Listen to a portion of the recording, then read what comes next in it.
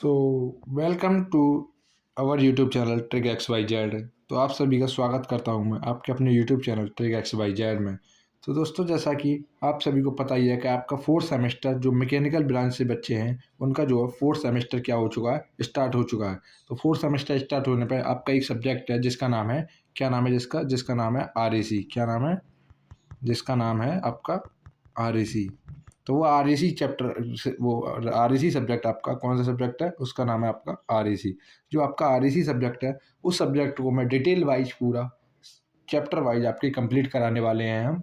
वो भी मतलब एक दिन में आपका एक लेक्चर होगा, तो उस हिसाब से जितना एक एक घंटे का लेक्चर में लगभग जितना कवर होगा आपका वो आपको कवर कराया जाएगा। और आप साथ के साथ आसानी से नोट्स भी बना सकते हैं और आपको ज़्यादा प्रॉब्लम इसमें नहीं होने वाली है। तो आज हम स्टार्ट करेंगे चैप्टर नंबर 1 से। चैप्टर नंबर 1 में आपका जो भी टॉपिक रहने वाले हैं उसके हम आपको आज कंप्लीट कराएंगे।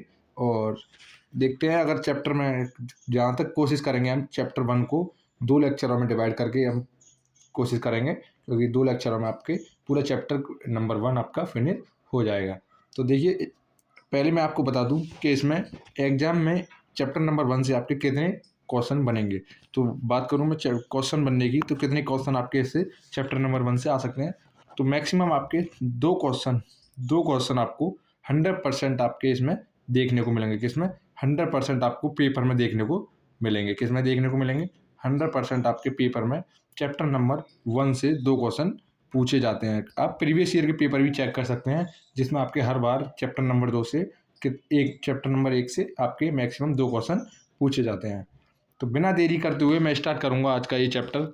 और जो भी चैनल पर नए आए हैं वो अपने ग्रुप में, स्कूल कॉलेज ग्रुप में ये वीडियो शेयर करते हैं ज़्यादा से ज़्यादा, और चैनल को सब्सक्राइब करते हैं। तो स्टार्ट करते हैं हम चैप्टर नंबर 1 को। तो देखिए, चैप्टर का नेम है आपका चैप्टर नंबर 1 आपका, जिसका नेम है रेफ्रिजरेशन के सिद्धांत। क्या है? Fundamentals of refrigeration. तो पढ़ते हैं इसको। सबसे पहले मैं बताना चाहूँगा कि आपको रेफ्रिजरेशन किसे कहते हैं। रेफ्रिजरेशन होता क्या है? रेफ्रिजरेशन आपका रेफ्रिजरेशन क्या होता है, तो इसको हम देखते हैं रेफ्रिजरेशन क्या होता है। तो देखिए, रेफ्रिजरेशन को निम्न प्रकार से परिभाषित किया गया है। रेफ्रिजरेशन को निम्न प्रकार से परिभाषित किया गया है।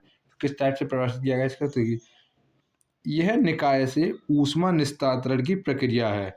मतलब कोई आपका एक सिस्टम होता है, उससे ऊष्मा जो निकालने की प्रक्रिया है उसको क्या कहते हैं हम, एक तरीके से मतलब ये वो सिस्टम है। जैसे कि कोई आपका ये निकाय है, कोई सिस्टम है, इससे हम जो ऊष्मा हीट निकालेंगे वही प्रक्रिया है। ये कौन सी प्रक्रिया है?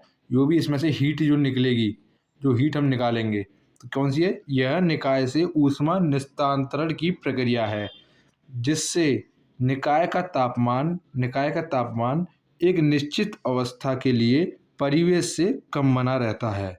तो देखिए, सिंपल सी लैंग्वेज में मैं आपको ज़्यादा से ज़्यादा इसमें समझाने की कोशिश करूँगा कि आपको आसानी से समझ में आ जाए। तो देखिए, मैंने ये आपको अभी ये बना के दिखाया था। इसको मैं रफ कर देते हैं। चलिए, इसको रफ करते हैं। देखिए, मैं अब आपको डिटेल वाइज में पूरा बताऊंगा। तो यह निकाय से ऊष्मा निस्तांतरण की प्रक्रिया है। क्या है? यह निकाय से ऊष्मा निस्तांतरण की प्रक्रिया है। तो कैसे निकाय से ऊष्मा निस्तांतरण की प्रक्रिया है? देखिए, आप सबके यहाँ पे फ्रिज है। फ्रिज क्या है? फ्रिज क्या है? फ्रिज है। फ्रिज, अब फ्रिज में आप क्या रखते हैं? कोई भी अपना एक कोई भी वस्तु रख दिया आपने। सपोज दैट मैंने कोई एक पानी का गिलास रख दिया। मैंने यहाँ पे कोई पानी का एक गिलास रख दिया। ये इसमें वाटर भरा हुआ है। इसमें मैंने एक वाटर रख के इसमें फ्रिज में आपके में लगा दिया। अब वाटर आपका जो है, आपका एक तरीके से हॉट वाटर मानिए, ज़्यादा भी हॉट नहीं है, मतलब आपका गर्म पानी मानिए थोड़ा सा, और वो मैंने इसमें फ्रिज में रख दिया। अब फ्रिज आपका क्या काम करेगा? जो उसके अंदर की हीट है उस हीट को क्या करेगा? बाहर निकालेगा। क्या करेगा? बाहर निकालेगा। जिससे क्या होगा? जिससे कि आपका जो वाटर है उसका टेम्परेचर, जो आपके वाटर का टेम्परेचर है और जो बाहर के एटमॉस्फेयर का टेम्परेचर है, तो देखिए इसमें क्या लिखा हुआ, उसी के हिसाब से मैं आपको अकॉर्डिंग इसको समझाऊंगा। देखिए क्या लिखा हुआ है, निकाय का तापमान एक निश्चित अवस्था के लिए सराउंडिंग कहते हैं परिवेश को, से कम बना रहा है। तो किससे कम बना रहा है? तो जो आपके बाहर के टेम्परेचर है, बाहर के टेम्परेचर से अंदर का टेम्परेचर क्या बना रहा है? कम बना रहा है। जो आपके फ्रिज के बाहर का टेम्परेचर है उसके अकॉर्डिंग आपके जो गिलास रखा हुआ है आपने, उस गिलास का टेम्परेचर क्या कर रहे, कम बना रहे। तो वही क्या कहलाता है आपका, वही प्रोसेस, वही सिस्टम क्या कहलाता है आपका, रेफ्रिजरेशन कहलाता है। तो आशा करता हूँ मैं ये आपको ये समझ में आ गया होगा कि रेफ्रिजरेशन क्या होता है, ठीक है ना। क्या होता है रेफ्रिजरेशन, देखिए एक बार दोबारा बता देता हूँ मैं। रेफ्रिजरेशन यह निकाय से ऊष्मा निस्तांतरण की प्रक्रिया है। क्या है, ऊष्मा निस्तांतरण की प्रक्रिया है। मैंने आपको जनरल लैंग्वेज में ही बताया है। मैंने जैसे कि आप फ्रिज में कोई वस्तु रखते हैं, कोई भी आप फ्रूट्स वगैरह कुछ भी रखते हैं, उसका जो टेम्परेचर है, उसमें जितना भी टेम्परेचर है, उसकी जो हीट है, हीट को बाहर निकालने की ये प्रक्रिया है। क्या है, हीट को बाहर निकालने की। ये आपका कोई फ्रिज है, फ्रिज में आपने कोई सपोज दैट कोई कुछ भी रख दिया, कोई वस्तु रख दी फ्रिज में, मैंने ये कुछ एप्पल रख दिया, सपोज दैट एप्पल रख दिया। तो अब इस एप्पल में से जो हीट है, जो इसको फ्रिज का काम क्या है, फ्रिज का काम है वस्तु को जो है सही रखना, मतलब उसको ख़राब ना होने देना। तो ख़राब कब नहीं होगी, जब उसमें से अगर हीट यहाँ से हम निकाल देंगे, जैसे हीट यहाँ से निकाल देंगे, तो क्या ये ख़राब हो जाएगी, आपकी नहीं होगी, क्योंकि ये ठंडे में है, किस में है, कोल्ड में है ये। तो जब तक यह एक ऊष्मा निस्तांतरण की प्रक्रिया है। इसके बाद देखिए, इसके बाद है जिससे निकाय का तापमान, निकाय ये सिस्टम है आपका, जिसमें रखा हुआ है, क्या है ये क्या है आपका, ये सिस्टम है, सिस्टम। तो निकाय का तापमान एक निश्चित अवस्था के लिए परिवेश, परिवेश कहते हैं सराउंडिंग को, ये चारों ओर का जो परिवेश है, सराउंडिंग, उसको कहते हैं परिवेश, से कम बना रहे, परिवेश। अब जिस चारों ओर का टेम्परेचर है, उसका उसके अकॉर्डिंग जो आपके फ्रिज का टेम्परेचर है, क्या बना रहे, कम बना रहे। मतलब यहाँ का टेम्परेचर हाई रहेगा, और आपको क्या कर, आपके फ्रिज का क्या कार्य है कि बाहर के टेम्परेचर के अकॉर्डिंग अंदर का टेम्परेचर क्या करना है, उसे कम करे बनाए रखना है। तभी क्या होगा, वस्तु ठंडी बनी रहेगी। आपने देखा भी होगा कि आपके जो फ्रिज के पीछे जो जाली बनी रहती है, अगर आप उसकी तरफ एक देखेंगे तो वहाँ हीट जनरेट होती है, कॉयल बनी रहती है, जो करके ऐसे करके कॉयल बनी रहती है, आपने देखा भी होगा। उसमें क्या, उसका क्या क्या प्रोसेस है, उसका प्रोसेस है कि वो आपको क्या, हीट निस्तांतरण की प्रक्रिया वहाँ हो रही है, ठीक है ना। इसके बाद देखिए जनरल लैंग्वेज में मैं एक बार बता दूं आपको, इसके दूसरी दूसरी परिभाषा क्या है निकाय की।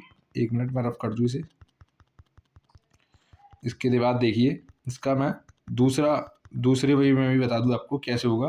तो देखिए, वह विज्ञान जिसके अंतर्गत हम निकाय का तापमान परिवेश के तापमान से कम बनाए रखते हैं, रेफ्रिजरेशन कहलाता है। वही सिस्टम है, वही आपका प्रोसेस है जो मैंने अभी आपको ऊपर समझाया था, वही सेम प्रोसेस है। बस फ़र्क इतना है कि ये लैंग्वेज दोनों ही सेम है, लैंग्वेज आपकी दोनों ही सेम है, ये वाली लैंग्वेज भी आपकी सेम है, और जो ऊपर पढ़ाई थी अभी, वो वाली लैंग्वेज भी सेम है, दोनों लैंग्वेज सेम है। आपको क्या करना है, जो आपको अच्छा लगा, अच्छे लगे, आप एग्जाम में उसे लिख देंगे। 100% ये आपका पूछेगा रेफ्रिजरेशन किसे कहते हैं, कि रेफ्रिजरेशन किसे कहते हैं, ये आपका 100% आपका इसमें पूछेगा। तो आपको कैसे करना है मैंने आपको समझा दिया अच्छे तरीके से। आप अपने साथ के साथ नोट्स में उतारते भी जाइए, साथ के साथ नोट्स बनाइए, और जितने भी आपकी मैं कोशिश करूँगा पीडीएफ आपको प्रोवाइड कराने की, मैं डिस्क्रिप्शन में आपको लिंक दूंगा एक, उस लिंक से आप अपनी पीडीएफ प्राप्त करेंगे। तो चलिए स्टार्ट करते हैं हम। तो ये मैंने आपको बता ही दिया है कि रेफ्रिजरेशन किसे कहते हैं, ठीक है ना। इसके बाद देखिए रेफ्रिजरेशन के एप्लीकेशन क्या क्या हैं, अनुप्रयोग क्या क्या हैं।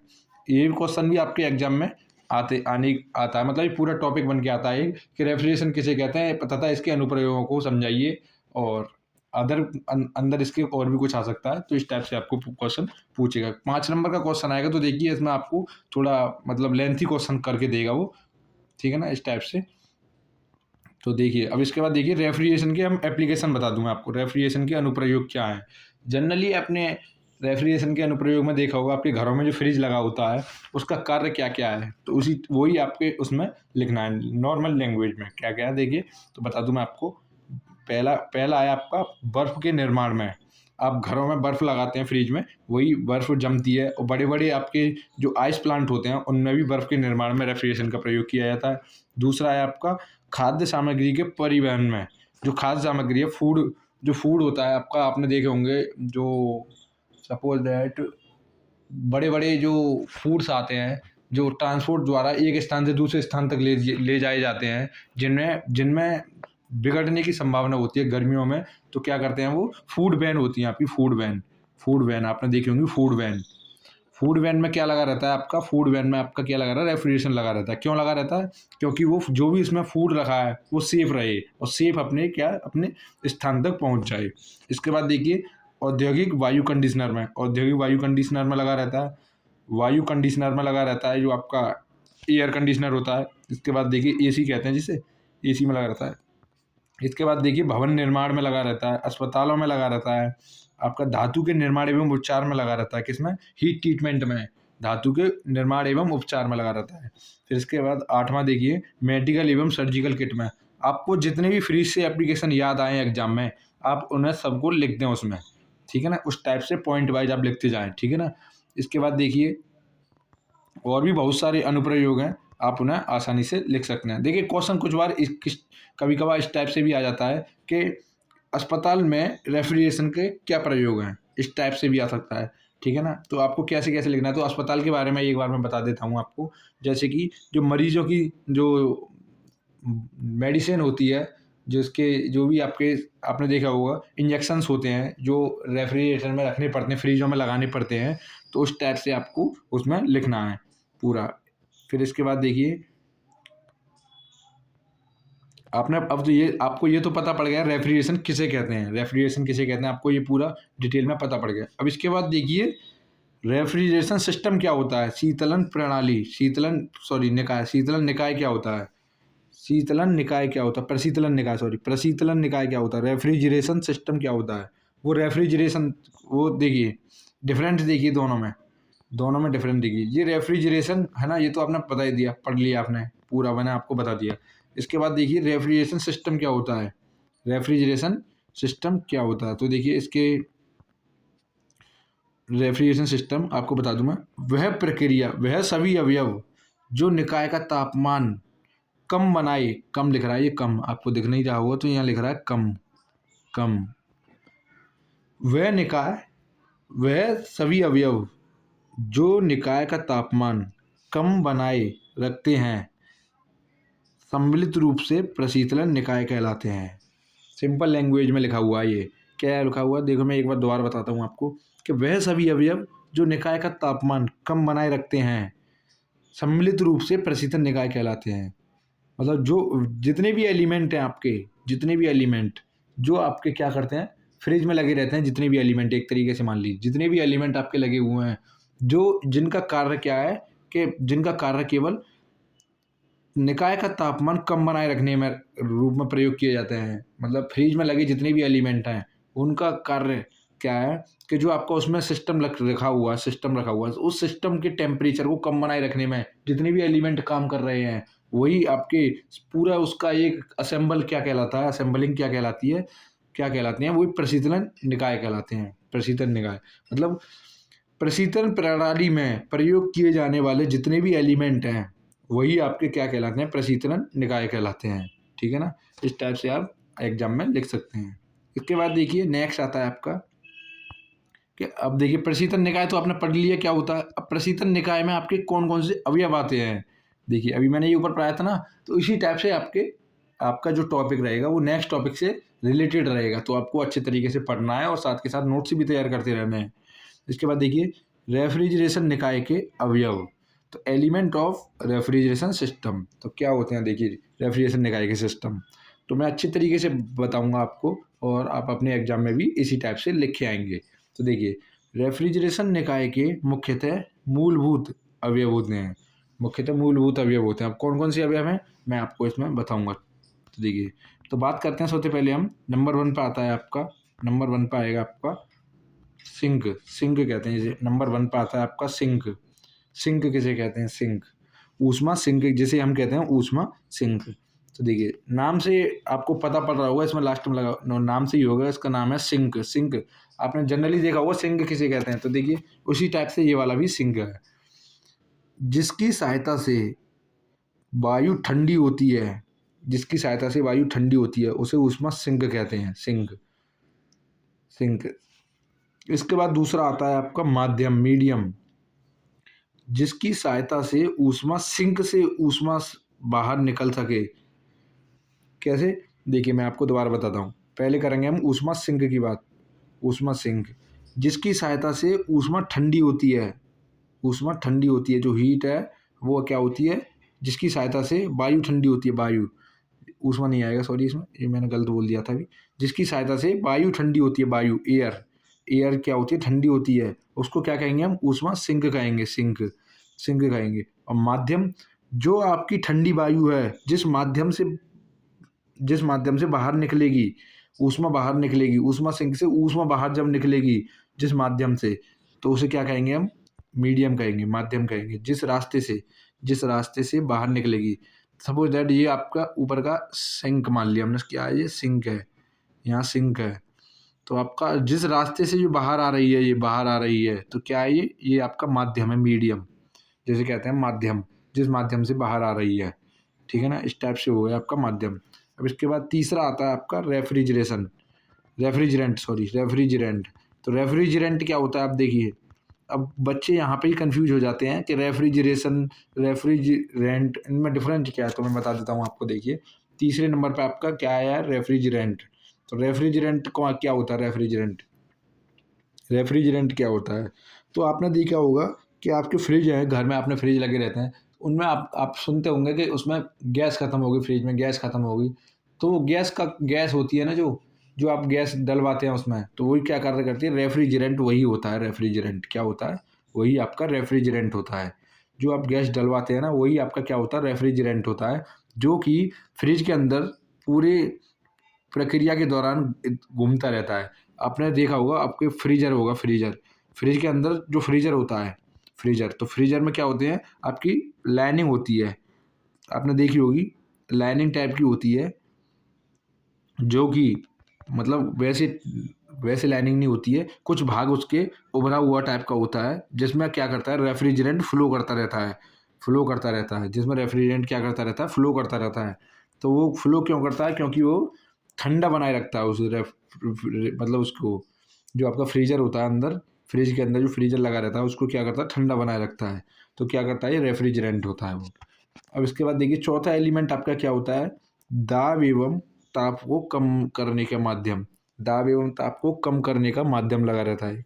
तो ये चार एलिमेंट आपके मुख्य, जो चार एलिमेंट हैं, ये लगे रहते हैं। एक बार दोबारा बता देता हूँ मैं आपको, ये फ्रीजर में आपके ये चार एलिमेंट आपके लगे रहते हैं। पहला कौन सा होता है, ऊष्मा सिंक हो गई, दूसरा आपका माध्यम हो गया, तीसरा रेफ्रिजरेंट हो गया, चौथा आपका हो गया दाब एवं ताप को कम करने का माध्यम, आपका एक लगा रहता है। तो ये मुख्य अवयव आपके ये लगे रहते हैं। अब इसके बाद देखिए, नेक्स्ट बात करूँ मैं अगला टॉपिक की। तो अगला टॉपिक है आपका वातानुकूलित निकाय।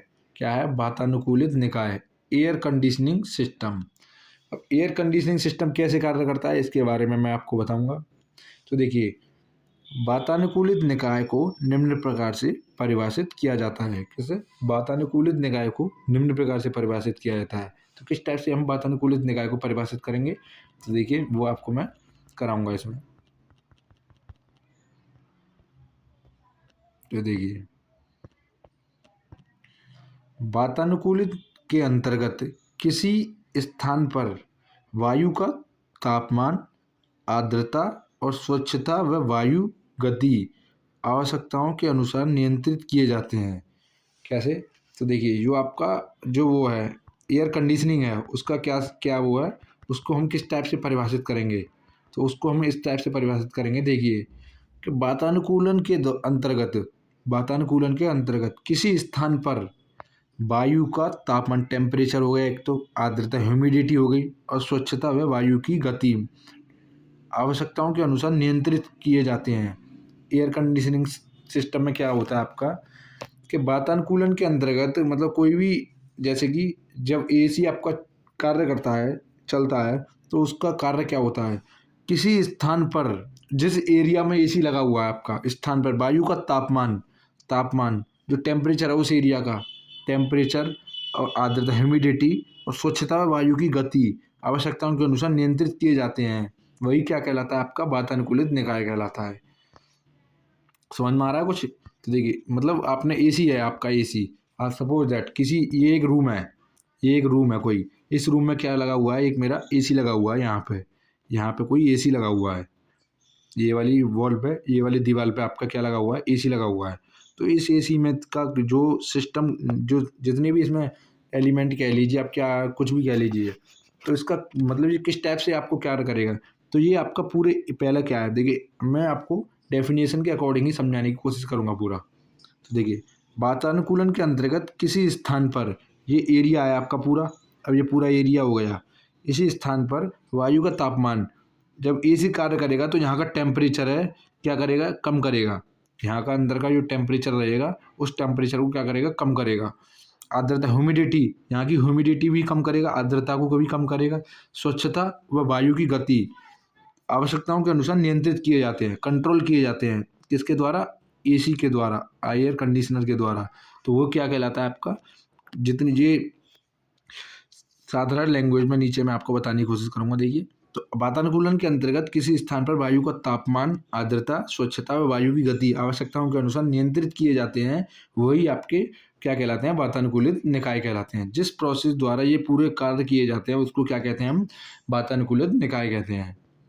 ठीक है ना। इसके बाद देखिए, दूसरे शब्दों में बात करूं मैं, तो दूसरे शब्दों में सिंपल लैंग्वेज में अब मैं समझाने की कोशिश करूंगा, क्योंकि दोनों टाइप का मैंने लैंग्वेज इसमें अपने लगा रखा है, आप आसानी से समझेंगे।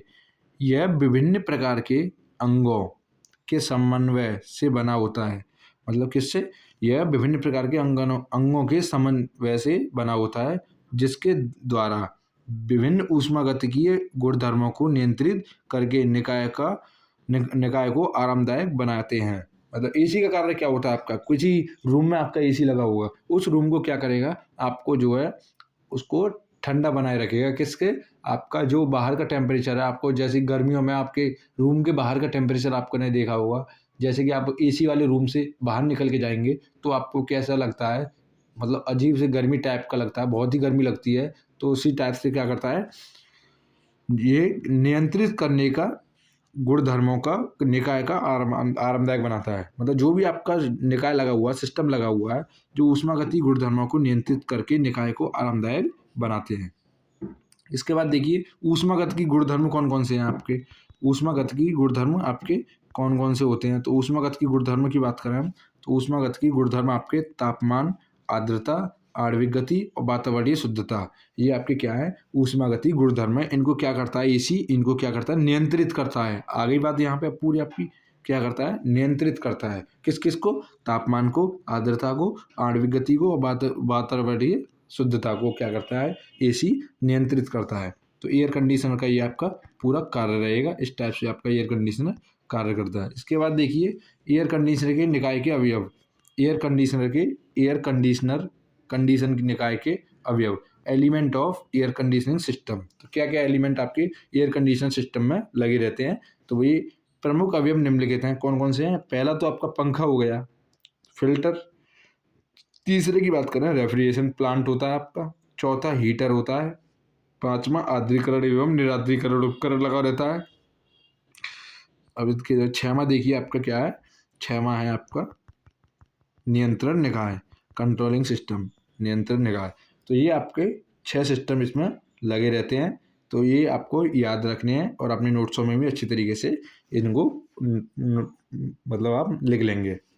इसके बाद देखिए, इसके बाद आया था रेफ्रिजरेशन की इकाई। बहुत ही इंपॉर्टेंट टॉपिक है ये वाला आपका, ये वाला आपका टॉपिक बहुत ही इंपॉर्टेंट रहने वाला है। स्टार मान लेंगे आप, मेरी तरफ से स्टार लग रहा है, आप अपनी तरफ से भी एक स्टार इसमें लगा लें। तो ये वाला टॉपिक है आपका रेफ्रिजरेशन की इकाइयाँ। तो देखिए, हम थोड़ा मतलब आपको मैं बेस्ट से बेस्ट समझाने की कोशिश करूँगा, आप सिलेबस ख़त्म करने के पीछे ना लगे रहें। तो देखिए, कोशिश ये करें कि आपको जो भी चीज़ मैं बता रहा हूँ आप उसे अच्छे तरीके से डिटेल वाइज समझें। अगर समझ में नहीं आ रहा तो आप कमेंट में वो डाल दें, उसको मैं नेक्स्ट लेक्चर में आपको कवर कराने की पूरी कोशिश करूँगा। ठीक है ना। तो आप देखिए, सिलेबस की बात करूँ मैं, तो सिलेबस आपका आराम से कंप्लीट हो जाएगा। काफ़ी दिन हैं अभी, अभी आपके एग्ज़ाम नहीं है। अभी तो इस वाले सेमेस्टर का, थर्ड सेमेस्टर का रिजल्ट आना भी बाकी है आपका। तो इस टाइप से आप अच्छे तरीके से समझें तो आपको अच्छे तरीके से समझ में आएगा। तो देखिए, रेफ्रिजरेशन की इकाई, तो यूनिट ऑफ रेफ्रिजरेशन काफ़ी इंपॉर्टेंट टॉपिक है आपका। तो सबसे पहले आपको क्या करना है, समझना है, उसके बाद ही इसको आप लिखेंगे। रेफ्रिजरेशन को प्रायोगिक रूप से टन ऑफ रेफ्रिजरेशन या टीआर में मापते हैं। जो आपका रेफ्रिजरेशन होता है, आपने देखा होगा, आप जनरली आपके घरों में फ्रिज आता है तो आप पूछते हो कितने, कौन सा है, तो 120 120 और मतलब सॉरी 210, जनरली 210 इस टाइप से आपके फ्रीज आते हैं। 210, 220, 195 इस टाइप से आपके फ्रीज लगा रहता है। तो उसमें TR लगा रहता है, आपने देखा भी होगा, या तो या हिंदी में भी लिखा रहता है। ज़्यादातर आप उन्हें क्या बोलते हैं, कितने लीटर का फ्रिज है, इस टाइप से बोलते हैं। तो इस टाइप से ही होता है आपका। तो देखिए, तो रेफ्रिजरेशन को प्रायोगिक रूप से टन ऑफ रेफ्रिजरेशन या TR में मापते हैं। किस में मापते हैं? तो यूनिट जो है उसकी रेफ्रिजरेशन की क्या है? TR। TR मतलब शॉर्ट में TR है, और नाम उसका TR का क्या है? Ton of refrigeration. Ton of refrigeration में मापते हैं। तो टन ऑफ रेफ्रिजरेशन क्या होता है, आप देखिए। अब देखिए, आपके एग्जाम में एक टॉपिक आता है, एक क्वेश्चन आता है आपका कि एक टन ऑफ रेफ्रिजरेशन क्या होता है। एक टन ऑफ रेफ्रिजरेशन क्या होता है? तो ये आपका, ये तो आपको पता पड़ गया कि रेफ्रिजरेशन की इकाई क्या है। क्या है रेफ्रिजरेशन की इकाई? रेफ्रिजरेशन की इकाई क्या है? एक बार सभी बच्चे कमेंट बॉक्स में लगाएंगे रेफ्रिजरेशन की इकाई क्या है। तो क्या है? Ton of refrigeration. क्या है? Ton of refrigeration. इसे किस में मापते हैं? TR में मापते हैं। टन ऑफ रेफ्रिजरेशन या TR। ठीक है ना। इसके बाद देखिए, अब इसके बाद एक क्वेश्चन आता है आपके एग्जाम में, मैं लिख देता हूँ यहीं पे। एक क्वेश्चन आता है, क्वेश्चन आता है कि one ton one ton one ton of refrigeration क्या होता है? वन टन ऑफ रेफ्रिजरेशन क्या होता है? तो वन टन ऑफ रेफ्रिजरेशन क्या होता है आपका, आप बताएंगे वन टन ऑफ रेफ्रिजरेशन। तो मैं आपको बताऊंगा, इसको क्वेश्चन को आप अपने एक नोट्स में अच्छे तरीके से लिख लें। One ton of refrigeration. तो वन टन ऑफ रेफ्रिजरेशन क्या होता है आपका? तो देखिए, प्रशीतन प्रभाव ऊष्मा की वह मात्रा है जो जो जो कम तापमान वाले एक टन बर्फ को 24 घंटे में समान दर से पिघलाकर 0 डिग्री तापमान वाले पानी में परिवर्तित करने पर प्राप्त होता है। क्या? प्रशीतन प्रभाव ऊष्मा की वह मात्रा, या कह लीजिए वन टन ऑफ रेफ्रिजरेशन वह है जिस जो कि एक टन बर्फ को 24 घंटे में समान दर से पिघलाकर 0 डिग्री तापमान वाले पानी में परिवर्तित करने पर प्राप्त होता है। वो क्या कहलाता है आपका? वन टन ऑफ रेफ्रिजरेशन कहलाता है। इस टाइप से आप अपने एग्जाम में लिख के भी आ सकते हैं। आपको समझ में भी आ गया होगा कि वन टन ऑफ रेफ्रिजरेशन क्या होता है। तो देखिए, मतलब एक मैं आपको डिटेल में समझाने की कोशिश करूंगा इस वाले टॉपिक को, क्योंकि ये टॉपिक आपका इंपॉर्टेंट रहेगा। तो देखिए, जैसे कि ये आपका कोई फ्रिज है, आपका फ्रिज है, फ्रिज में मैंने ये क्या रख दी, कोई बर्फ़ है। सपोज दैट ये कोई बर्फ़ है, आपकी बर्फ़, इसमें बर्फ़ रखी हुई है। तो इसमें जो बर्फ़ है वो 1 टन, मान लीजिए 1 टन बर्फ़ को 24 घंटे में, कितना आवर लग रहा है? 24 आवर। 24 आवर, 24 आवर घंटे में समान दर से पिघलाकर 0 डिग्री किसमें? 0 डिग्री के पानी में, तो 0 डिग्री तापमान वाले पानी में परिवर्तित करने पर प्राप्त होता है। तो वही क्या कहलाता है? प्रशीतन प्रभाव ऊष्मा, प्रशीतन प्रभाव, या आप कह लीजिए one ton of refrigeration. One ton of refrigeration की ये क्या है? डेफिनेशन है आपकी। वन टन ऑफ रेफ्रिजरेशन किसे कहते हैं? तो इस टाइप से इसकी डेफिनेशन है। क्या है कि मैं एक बार दोबारा बताता हूँ। वन टन ऑफ रेफ्रिजरेशन ऊष्मा की वह मात्रा है जो क्या है आपका, कि 100 डिग्री तापमान वाले या कम तापमान वाले एक टन बर्फ को 24 घंटे में समान दर से पिघलाकर 0 डिग्री तापमान वाले पानी में परिवर्तित करने पर क्या होता है? प्राप्त होता है। किसमें? पानी में परिवर्तित करने पर आपका प्राप्त होता है। तो वो क्या कहलाता है? वन टन ऑफ रेफ्रिजरेशन कहलाता है। ठीक है ना, समझ में आ गया। अब इसके बाद देखिए, अब इसमें आपका थोड़ा आपको समझना पड़ेगा कि आपको क्या करना है। तो देखिए, वी नो दैट, हम जानते हैं बर्फ़ की गुप्त ऊष्मा कितनी होती है। आपको पता नहीं होगा, मैं आपको बता देता हूँ। जो बर्फ़ की गुप्त ऊष्मा होती है, लेटेंट हीट होती है। आप इंग्लिश में भी लिखते जाएंगे, लेटेंट हीट ऑफ आइस। गुप्त बर्फ़ की जो गुप्त ऊष्मा होती है वो कितनी होती है? 335 किलो जूल पर किलोग्राम। यूनिट आपको अच्छे तरीके से लिखनी है और याद भी रखनी है। जो बर्फ़ की गुप्त ऊष्मा होती है, बर्फ़ की जो गुप्त ऊष्मा होती है, लेटेंट हीट ऑफ आइस होती है, कितनी होती है? 335 किलो जूल पर किलोग्राम। आपको याद रखनी है ये, आपके आगे आगे भी काम आने वाली है, ये आगे भी यूज की जाएगी। तो इस टाइप से आपको अच्छे तरीके से याद रखनी है और अपने नोट्स में अच्छे तरीक़ों से ये लिखनी है। इंपॉर्टेंट टॉपिक चल रहा है ये वाला, आपको इसको आप अच्छे तरीके से समझेंगे ज़्यादा से। तो देखिए, बर्फ़ की जो गुप्त ऊष्मा होती है वो कितनी होती है? वो होती है 335 किलो जूल पर किलोग्राम। यूनिट आपकी आप अच्छे तरीके से लिखेंगे, यूनिट के हिसाब से ही आप इसको याद भी रख पाएंगे। कितनी होती है? 335 किलो जूल पर किलोग्राम। अब क्या होता है, किलो जूल पर किलोग्राम होता है, तो हमें क्या करना है, हमें इसको तो ये 335 किलो जूल पर किलोग्राम है, इसमें 100 से इंटू कर देंगे तो क्या हो जाएगा, किलोग्राम 100 किलोग्राम से इसमें गुणा करेंगे तो किलोग्राम से किलोग्राम आपका क्या हो जाएगा, कट जाएगा। किलोग्राम से किलोग्राम आपका कट जाएगा तो 1 टन ऑफ रेफ्रिजरेशन बराबर कितना आ जाएगा आपका, देखिए। तो 1 टन ऑफ रेफ्रिजरेशन बराबर जब हम निकालेंगे तो 335 इंटू 1000 दिए तो ऐसे ही लिख लिया, ठीक है ना। किलोग्राम से किलोग्राम कट गया, इंटू हो जाएगा ये केवल, तो यहाँ इंटू लगा दिया हमने, इंटू कर दिया तो अपॉन में। अब देखिए उसमें क्या बता रहा था, 24 घंटे तक और 24 घंटे तक आपको क्या करना है, वो मतलब फ्रिज में लगे रहने देना है। जो ऊपर की हेडिंग थी 24 आवर तक पानी बना, 24 आवर तक जो आपका वो है आइस है, वो 24 घंटे में 0 डिग्री तापमान पर पानी में परिवर्तित हो जाए। तो इस टाइप से ये भी प्रोसेस हमें उसी हिसाब से करना है। तो क्या करना है, 24 से इसमें डिवाइड लगा देना, 24 इंटू 60, मतलब ये मिनट में हो जाएगा आपका। तो क्या हो जाएगा, किलोग्राम से किलोग्राम तो कट गया आपका, किलोग्राम से किलोग्राम कट गया तो क्या बचा, ऊपर जूल बचा। ऊपर क्या बचा, जूल बचा, जूल जूल बचा। तो जूल यूँ आ गया ये यू के तो ही। अब बचा नीचे आ गया आपका, अब इसमें टाइम, तो टाइम आ गया नीचे, तो टाइम का आपका यूनिट इसमें मिनट लग गया। समझ में आ रहा है आपको, टाइम की यूनिट इसमें मिनट लग गई। तो क्या हो जाएगी ये यूनिट बन गई आपकी किलो जूल पर मिनट, किलो जूल पर मिनट, ये यूनिट बन गई।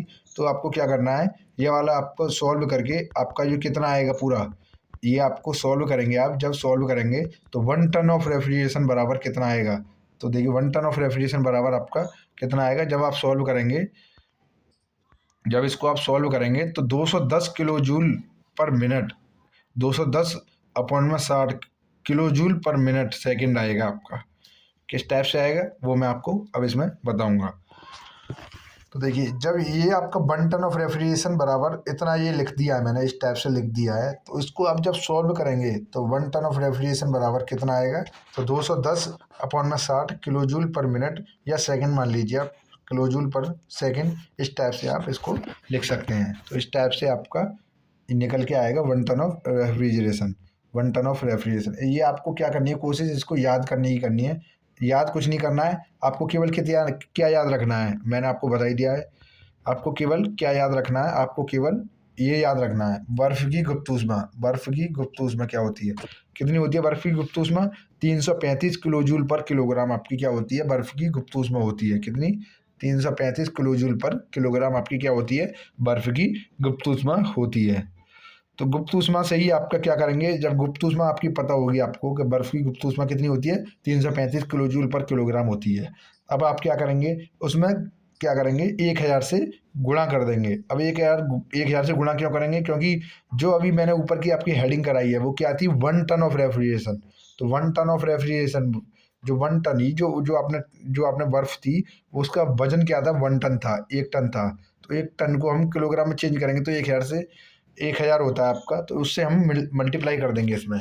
जब मल्टीप्लाई करेंगे इसमें तो जो किलोग्राम है आपका, किलोग्राम से किलोग्राम आपका क्या हो जाएगा, ये किलोग्राम से किलोग्राम आपका कट जाएगा। तो कट जाएगा तो उसके बाद क्या आ जाएगा आपका, 1 टन ऑफ रेफ्रिजरेशन बराबर आ जाएगा आपके 335, ऐसा ही है, किलो इंटू 1000 हो जाएगा। अब टाइमिंग क्या थी उसकी, टाइमिंग थी वो 24 घंटे तक हमें 0 डिग्री के पानी में परिवर्तित करनी थी, 0 डिग्री टेम्परेचर पर हमें किस में 24 घंटे में वो पानी में परिवर्तित करनी थी। तो उस टाइप से 24 से मल्टीप्लाई कर देंगे। अब 24 घंटे तो आवर थे वो, तो इसमें मिनट में चेंज कर लिया हमने, 60 से मल्टीप्लाई कर दिया तो के किलो जूल पर मिनट आपका ये यूनिट हो गई। अब तो यूनिटों का आपको खास ध्यान रखना है, किस टाइम परिवर्तित हो रही हैं उसी को आपको नोट करना रहेगा, ठीक है ना। इस टाइप से ये हो गई। अब इसके बाद देखिए, इसके बाद जब आपका ये आप इसको सॉल्व करेंगे, जो आपका ये 1 टन ऑफ रेफ्रिजरेशन है, इसको आप जब सॉल्व करेंगे, सॉल्व करेंगे तो सॉल्व करने के बाद क्या आएगा आपका, सॉल्व करने के बाद आपका आ जाएगा, तो 1 टन ऑफ रेफ्रिजरेशन बराबर 210 अपॉन में 60 किलो जूल पर मिनट, या आप सेकंड भी लिख सकते हैं। इस टाइप से आपका आएगा। आप इसको अच्छे तरीके से याद भी रखेंगे और आप क्या करेंगे, अपने नोट्स में अच्छे तरीके से इसको लिखेंगे। आपके ये एग्जाम में आने की पूरी इसकी कोशिश रहती है।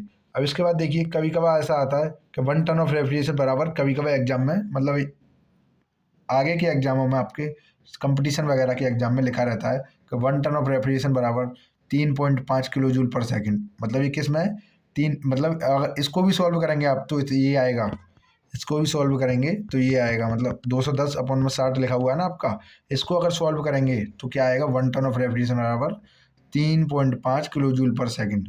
क्या आएगा, ये सेकंड में आएगा आपका। तो ये भी आप नोट करेंगे। अब इसके बाद देखिए, जब हम बात करें किलोवाट में, अगर दे रखा हो 1 टन ऑफ रेफ्रिजरेशन या आपको किलोवाट में दे रखा हो तो आप उतना कितना होता है, तो वो होता है 1 टन ऑफ रेफ्रिजरेशन बराबर 3.5 किलोवाट। ये आपका किलोवाट में दे रखा है, किलोवाट में भी होता है ये। एक एक टन ऑफ रेफ्रिजरेशन 3.5 किलोवाट के बराबर होता है। ये आपको याद रखना है और नोट भी करना है। तो इस टाइप से पूरा आपका टॉपिक ये वाला आज का कवर होता है और इम्पोर्टेंट टॉपिक था ये, काफ़ी इंटरेस्टिंग भी था रहा होगा आपके लिए। आपको अगर किस में कोई भी दिक्कत आई हो तो मुझे कमेंट बॉक्स में आप बता देंगे, मैं उसको नेक्स्ट लेक्चर में प्रोवाइड कराने की आपकी पूरी कोशिश करूँगा। अब इसके बाद देखिए नेक्स्ट टॉपिक है आपका, नेक्स्ट टॉपिक है, ये भी आपका इम्पोर्टेंट टॉपिक रहेगा कि रेफ्रिजरेशन प्रभाव। रेफ्रिजरेशन प्रभाव क्या होता है आपका, रेफ्रिजरेशन प्रभाव क्या होता है। तो बात करें हम रेफ्रिजरेशन प्रभाव की, तो रेफ्रिजरेशन प्रभाव को हम रेफ्रिजरेशन इफेक्ट कहते हैं इंग्लिश में। तो रेफ्रिजरेशन प्रभाव क्या होता है, तो किसी पदार्थ या प्रशीतन निकाय से निश्चित समय अवधि में, किसी पदार्थ या प्रशीतन निकाय से निश्चित समय अवधि में निकाली गई ऊष्मा की वह मात्रा, ऊष्मा की मात्रा वह नहीं है यहाँ पे, इसको कट कर देंगे। निकाली गई ऊष्मा की मात्रा को निकाय का प्रशीतन प्रभाव कहते हैं। तो देखिए दोबारा बताऊँ मैं आपको, किसी पदार्थ या प्रशीतन निकाय से निश्चित समय अवधि में निकाली गई ऊष्मा की मात्रा को निकाय का प्रशीतन प्रभाव कहते हैं। तो देखिए ये क्या है, तो देखिए ये जैसे कि एक डायग्राम बना हुआ है यहाँ पे, जैसे कि सपोज दैट ये आपका कोई फ्रिज है, फ्रिज में आपने कोई भी एलिमेंट रख दिया, कोई भी वस्तु रख दी, ये रखी आपकी कोई भी वस्तु। अब फ्रिज का प्रशीतन प्रभाव क्या होता है कि जो जितनी ऊष्मा वो इस वस्तु से बाहर निकालेगा, जितनी ऊष्मा वस्तु से बाहर निकालेगा वही आपका क्या कहलाएगा, प्रशीतन प्रभाव कहलाएगा। मतलब एक निश्चित समय में निकाली गई ऊष्मा की वह मात्रा, जो भी निकलेगी, हीट निकलेगी, तो वो है मात्रा, जो हीट निकली है वही मात्रा, हीट की मात्रा क्या कहलाएगी, आपकी प्रशीतन प्रभाव कहलाएगी। जैसे कि आपने कोई पानी रख दिया गिलास का, यहाँ आपने एक वाटर मतलब एक गिलास में पानी रख दिया यहाँ पे। अब वो वाटर को मतलब सपोज दैट एक घंटे में वह पानी मतलब आपने गर्म पानी रखा था, इसमें ज़्यादा भी गर्म नहीं था, मतलब नॉर्मली गर्म पानी था एक। अब एक घंटे में उस पानी से निकली गई जो ऊष्मा है, हीट है, वही आपकी क्या कहलाएगी, वही आपकी रेफ्रिजरेशन प्रभाव कहलाएगी। मतलब आपने कुछ भी रख दिया फ्रिज में, ठीक है ना, कुछ भी रख दिया, या फ्रिज में आपने कोई भी अपनी वस्तु रख दी, उस वस्तु से एक निश्चित समय में निकाली गई ऊष्मा की मात्रा, उस वस्तु से एक निश्चित समय में, एक निश्चित टाइम पर निकाली गई ऊष्मा की मात्रा आपकी क्या कहलाएगी, वही आपकी रेफ्रिजरेशन प्रभाव कहलाती है। समझ में आ गया आपको। तो वो आपकी क्या कहलाती है, रेफ्रिजरेशन प्रभाव आपकी कहलाती है। और इसके बाद देखिए नेक्स्ट आता है आपका, नेक्स्ट आएगा रेफ्रिजरेशन प्रभाव को का एक फॉर्मूला होता है, रेफ्रिजरेशन प्रभाव का एक फार्मूला होता है। उस फार्मूला को मैं आपको अच्छे तरीके से बताऊंगा। तो रेफ्रिजरेशन प्रभाव बराबर होता है आपका ऊष्मा निष्कासित अपॉन में एक समय अवधि। मतलब जो मैंने अभी आपको बताया था वो सेम प्रोसेस है इसमें। मतलब ऊष्मा निकाली गई ऊष्मा और एक बटे में समय अवधि के अनुपात को हम क्या कहेंगे, मतलब रेफ्रिजरेशन प्रभाव भी कहेंगे। तो ये फॉर्मूला आपका ऊष्मा निष्कासित अपॉन में समय, निष्कासित ऊष्मा अपॉन में समय। तो इस टाइप से आपका ये फॉर्मूला है। उस फॉर्मूला ये आपको याद रखना है, ये आपके आगे न्यूमेरिकल्स वगैरह में भी काम आएगा रेफ्रिजरेशन। तो ये आपका वो है, ठीक है ना। अब इसके बाद देखिए नेक्स्ट टॉपिक आता है आपका रेफ्रिजरेशन का निष्पादन गुणांक, coefficient of performance of refrigerator. मतलब रेफ्रिजरेशन का निष्पादन गुणांक, कोफिशिएंट ऑफ परफॉर्मेंस कहते हैं हम, जिसे शॉर्ट में कहेंगे, आप क्या कहेंगे शॉर्ट में, COP। शॉर्ट में कहते हैं हम उसे COP, क्या कहते हैं COP। अब ये भी आपका एक इम्पोर्टेंट टॉपिक रहेगा यहाँ से। ये भी आपका एक इम्पोर्टेंट टॉपिक रहेगा। रेफ्रिजरेशन का निष्पादन गुणांक कैसे कहेंगे बताइए। रेफ्रिजरेशन का रेफ्रिजरेशन का निष्पादन गुणांक, coefficient of performance of refrigeration का निष्पादन गुणांक। तो इसको देखिए, इसको समझेंगे हम अच्छे तरीके से, इसको समझेंगे। तो देखिए देखिए स्टार्ट करते हैं हम इसको।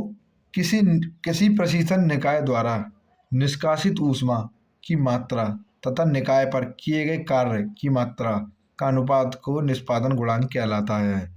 क्या कहलाता है?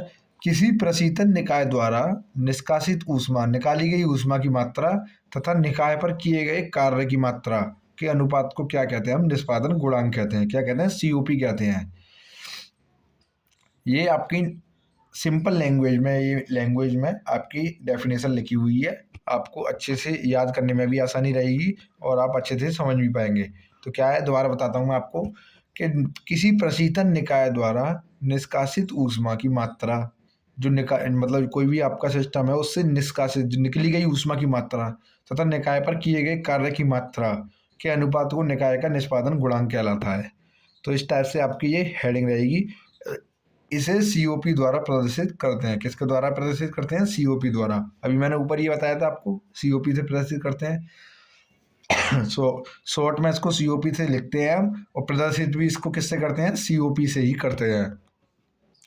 किससे करते हैं? सीओपी से इसको प्रदर्शित करते हैं। इसके बाद देखिए सीओपी की डेफिनेशन, सीओपी बराबर एक फॉर्मूला बन के आया होगा आपका, जो ऊपर मैंने अभी बताया था, सेम वही फॉर्मूला है कि निकाली गई ऊष्मा, वांछित ऊष्मा भी कहते हैं इसे हम, वांछित प्रभाव भी कहते हैं और निकाली गई ऊष्मा भी कहते हैं। तो दोनों कहते हैं। क्या कहते हैं? क्यू। इसे क्यू से डिनोट करते हैं। वांछित प्रभाव अपॉन में किया दिया गया कार्य, वर्क डन, डब्लू के रेशियो को हम क्या कहते हैं? सीओपी कहते हैं। देखिए क्या कहते हैं? वांछित प्रभाव अपॉन में किया गया कार्य या वर्क डन के रेशियो को हम क्या कहते हैं? सीओपी कहते हैं। ये डेफिनेशन आपके एग्जाम में आती है कि सीओपी किसे कहते हैं। सीओपी किसे कहते हैं? तो सीओपी किसे कहते हैं, या ऐसे कहेंगे रेफ्रिजरेशन को, coefficient of refrigeration, coefficient of performance, COP किसे कहते हैं? तो किसे कहते हैं? वांछित प्रभाव और अपॉन में किया गया कार्य, दिया गया कार्य के अनुपात को हम क्या कहेंगे? वर्क डन कहेंगे। और क्या कहेंगे? सीओपी कहेंगे। सीओपी क्या कहेंगे? सीओपी इसे कहते हैं। अब इसके बाद देखिए अब रेफ्रिजरेटर के लिए सीओपी अलग होती है आपकी, और आपका हीट पंप के लिए सीओपी अलग होती है। तो कैसे अलग होती है? तो मैं आपको एक बार डेफिनेशन बता देता हूँ, उसके बाद मैं समझाऊंगा अच्छे से। ये आपका अब यहाँ से इंपॉर्टेंट टॉपिक स्टार्ट होते हुए चल रहे हैं आपके, आपको ये अच्छे तरीके से समझने भी है और अपने नोट्स में लिखने भी है। तो देखिए इसको बताते हैं हम कि रेफ्रिजरेटर एक ऐसी युक्ति है जिस पर किए गए कार्य के बदले वह निम्न तापमान वाली पिंड या सिंक कह लीजिए से ऊष्मा निष्कासित कर उसे उच्च तापमान वाली पिंड स्रोत को देकर सिंक को स्रोत से कम तापमान पर बनाए रखती है। रेफ्रिजरेशन वाले सिस्टम में क्या होता है, मैं एक डायग्राम के थ्रू आपको समझाने की कोशिश करूंगा कि रेफ्रिजरेशन वाले सिस्टम में क्या होता है आपका। ये आपका एक रेफ्रिजरेशन वाला सिस्टम रहता है, ऊपर लगा रहता है आपका सोर्स। जब हम इसका सीओपी वगैरह निकालते हैं, इसकी रेफ्रिजरेशन की सीओपी निकालते हैं, तो आपका सोर्स रहता है ऊपर, सोर्स, और नीचे रहता है सिंक। क्या रहता है? सिंक। ये आपका रेफ्रिजरेशन है।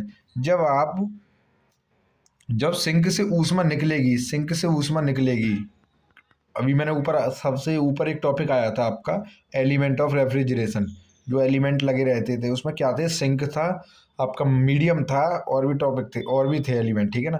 तो सिंक रहता है, सिंक, ये सिंक है आपका।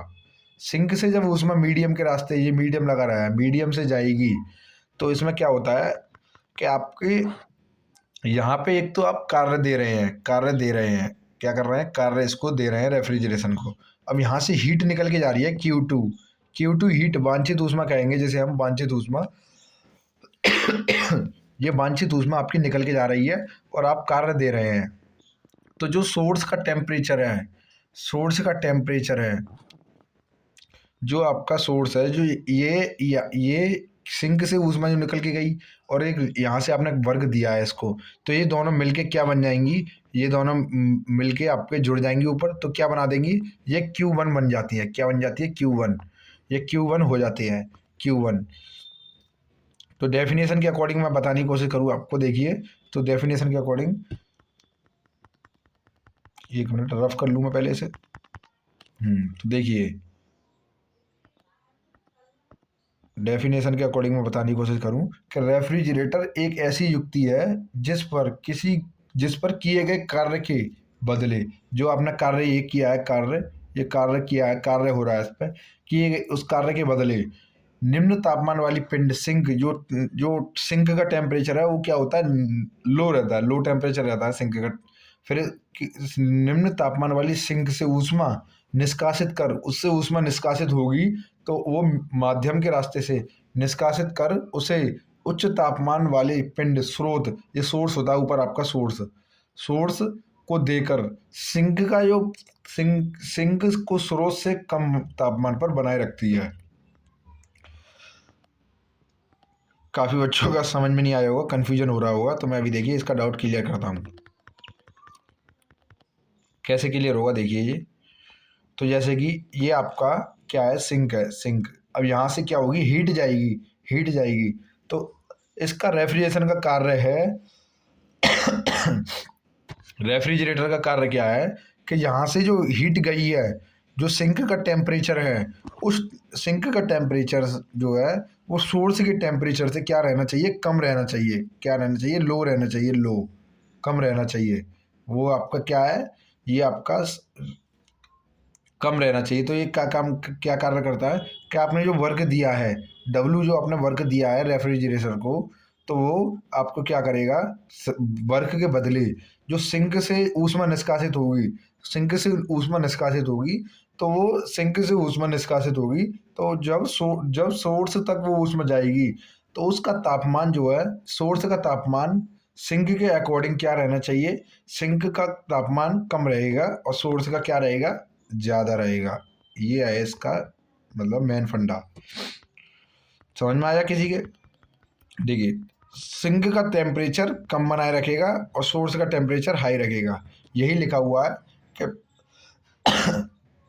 उच्च तापमान वाली पिंड स्रोत को देकर सिंक को स्रोत से कम तापमान पर बनाए रखती है। सिंक को स्रोत से कम बनाए रखती है, सिंक को कम बनाए रखती है, किससे, स्रोत से, स्रोत के तापमान से क्या बनाए रखती है, कम बनाए रखती है। तो इस टाइप से आपका ये रहेगा। इसके बाद देखिए, अब इसमें क्या होगा, इसको आपको एक ड्राइव करना होगा। इसको ड्राइव कैसे करेंगे इसके बारे में बताऊंगा। तो आपने पढ़ा होगा ऊष्मागतिकी का प्रथम नियम। ऊष्मागतिकी का प्रथम नियम क्या होता है, ऊष्मागतिकी का प्रथम नियम है, प्रथम नियम सही है ये, Q1 बराबर Q2 प्लस के WI इस टाइप से होता है। Q1 बराबर या W बराबर Q1 माइनस के QI, ये पहला लॉ होता है थर्मोडायनेमिक का, ऊष्मागतिकी का।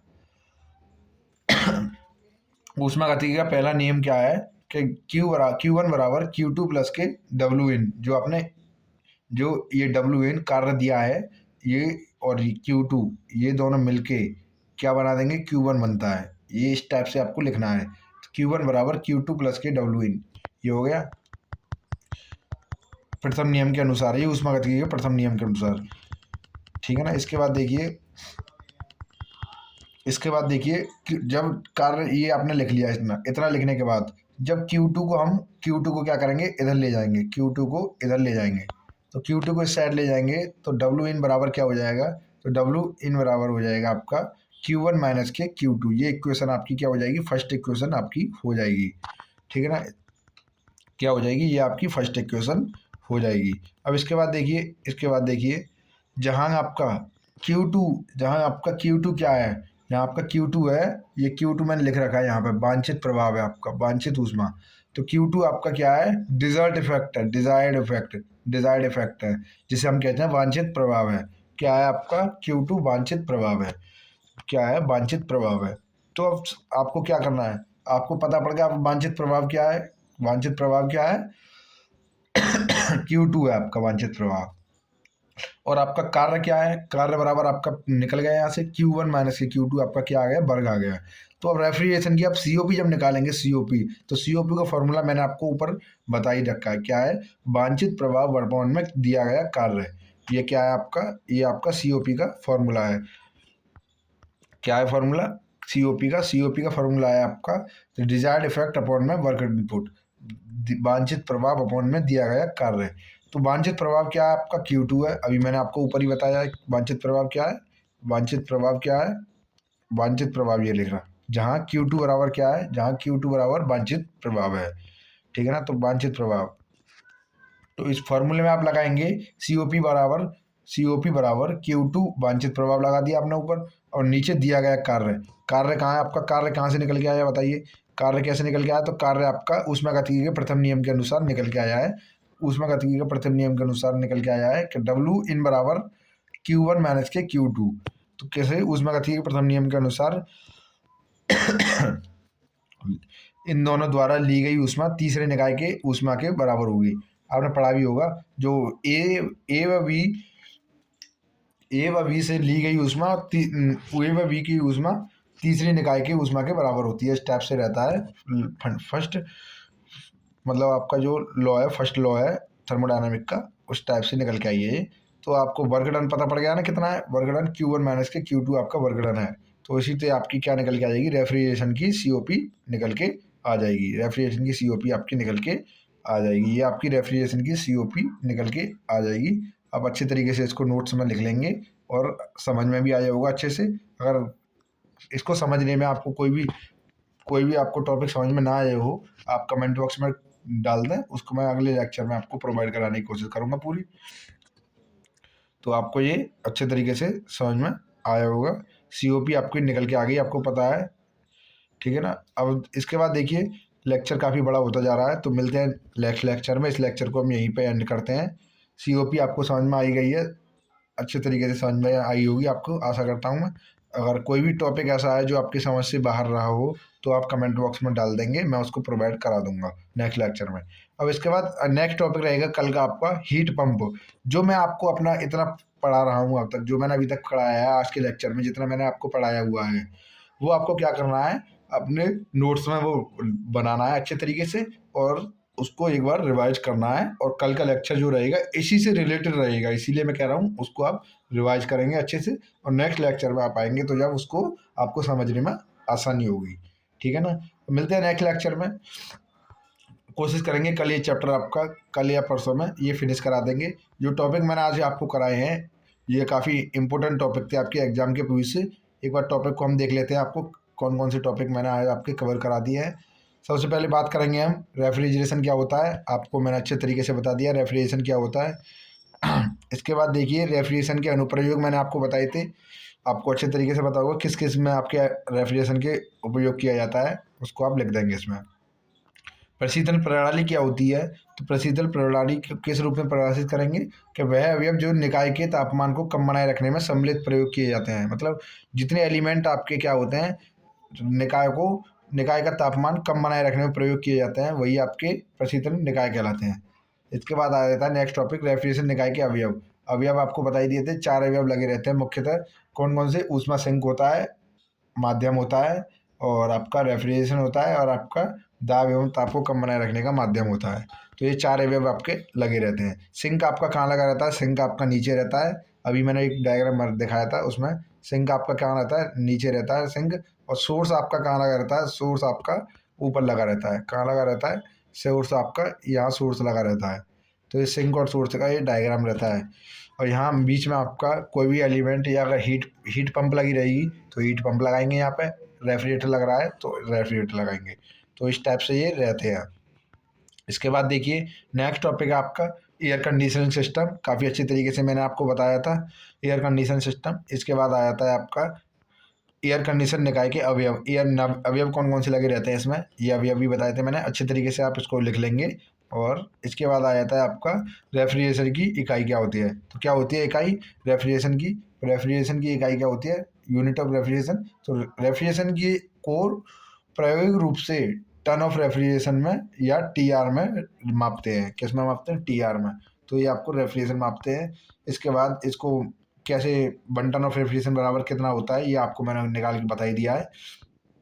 इसके बाद देखिए रेफ्रिजरेशन प्रभाव होता है, इफेक्ट होता है, तो वो क्या होता है ये भी मैंने आपको बता दिया।